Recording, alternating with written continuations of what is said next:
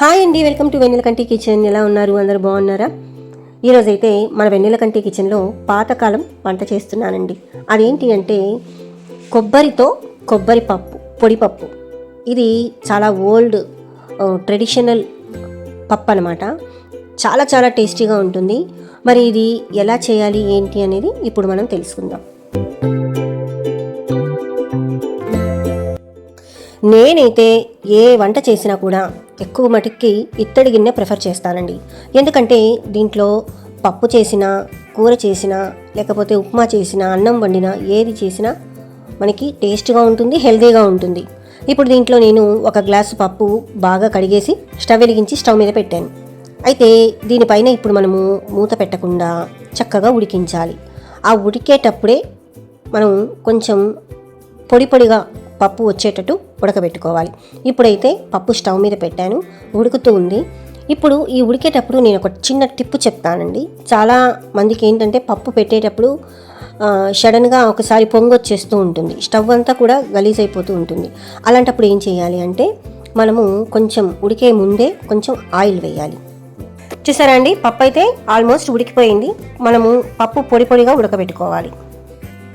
ఇప్పుడు పప్పు ఉడికిపోయింది కదా, ఇప్పుడు ఏం చేయాలి అంటే ఒక మిక్సీ జార్లో కొబ్బరి బాగా తురుముకొని కొబ్బరి రెడీ చేసుకోవాలి. ఈ కొబ్బరిని నేను బాగా మిక్సీ పట్టేసి మెత్తగా పొడిలాగా చేసుకోవాలి. మిక్సీలో అయితే వేసేసాను, పొడిలాగా చేసుకొని రెడీ పెట్టేసుకున్నానండి. ఇప్పుడు దీన్ని ఏం చేయాలి అంటే పప్పు ఉడికిపోయింది కదా, ఈ పప్పులో ఈ కొబ్బరి మనం ఏదైతే మిక్సీ పట్టామో అదంతా వేసేసేయాలి.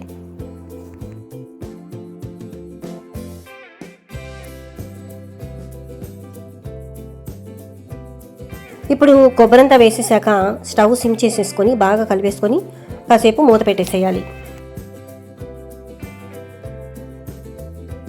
ఇప్పుడు మనము కొంచెం బాగా ఉడికాక దాంట్లో కొంచెం పసుపు, అలాగే తగినంత సాల్ట్ వేసుకోవాలి. సాల్ట్ మరీ ఎక్కువ వేసుకోకండి, పప్పుని చూసి క్వాంటిటీని చూసి తగినంత వేసుకోండి. ఇప్పుడు బాగా కలిపేసుకున్నాక కాసేపు మూత పెట్టేసేయండి.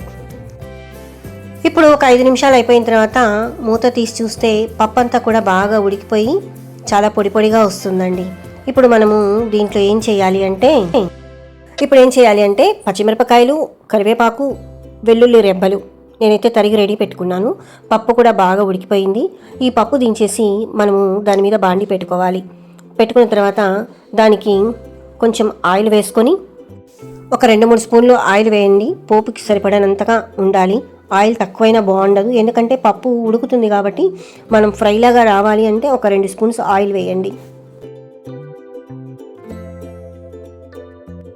నూనె బాగా వేడెక్కాక మిరపకాయలు, జీలకర్ర, ఆవాలు పోపేసేసానండి.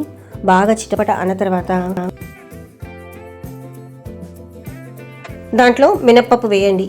కొంచెం పోపుకి సరిపడా మినప్పప్పు వేయాలి, ఎందుకంటే ముందుగా వేస్తే మినప్పప్పు మాడిపోతుంది కాబట్టి కొంచెం వేగాక వేస్తే బాగా మినపప్పు కూడా ఎర్రగా వేగుతుంది. ఇప్పుడు మనం దాంట్లో కొంచెం ఇంగువ కూడా వేయాలి. ఇంగువ వేస్తే చాలా చాలా టేస్టీగా ఉంటుందండి, మంచి సువాసనగా ఉంటుంది. ఇవంతా బాగా వేగాక ఇప్పుడు మనము తరిగి పెట్టుకున్నాము పచ్చిమిరపకాయలు, వెల్లుల్లిపాయలు, కరివేపాకు, ఇవన్నీ కూడా మనము ఈ పోపులో వేసేద్దాం. చూసారండి, బాగా ఎర్రగా వేగిపోతుంది. మంచి సువాసన అయితే చాలా చాలా బాగుందండి. ఇప్పుడు మనము ఇది బాగా వేగాక ఏదైతే కొబ్బరి పొడి పొడిగా మనం చేసుకున్నామో పప్పు, ఆ పప్పును దీంట్లో వేసేసేయాలి.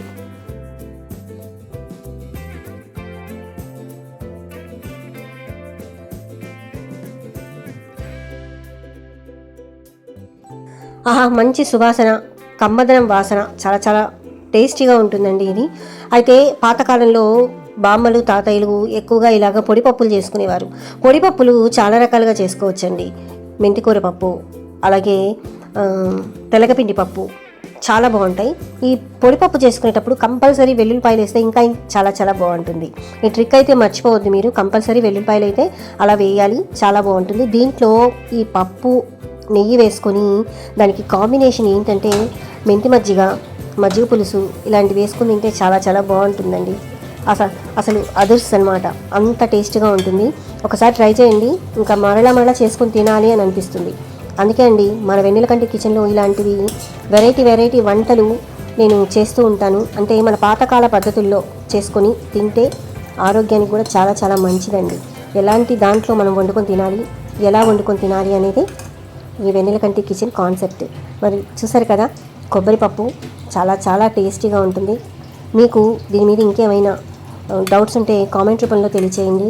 ప్లీజ్ వెన్నెలకంటి కిచెన్ సబ్స్క్రైబ్ చేసుకొని లైక్ చేయండి, షేర్ చేయండి. Thank you.